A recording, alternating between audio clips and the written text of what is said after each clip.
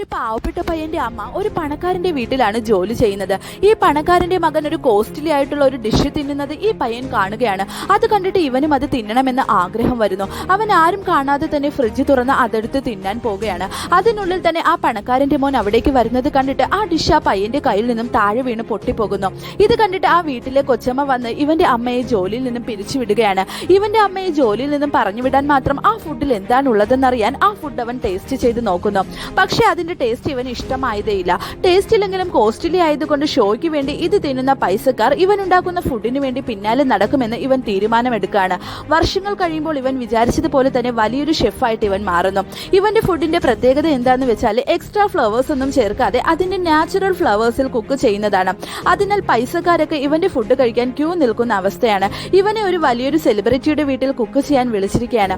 ഇവൻ ഒരു വലിയ മീറ്റിനെ തീയുടെ മുകളിൽ തൂക്കിയിട്ടിട്ട് ഇവന്റെ സ്റ്റൈലിൽ പ്രസന്റ് ചെയ്യുകയാണ്.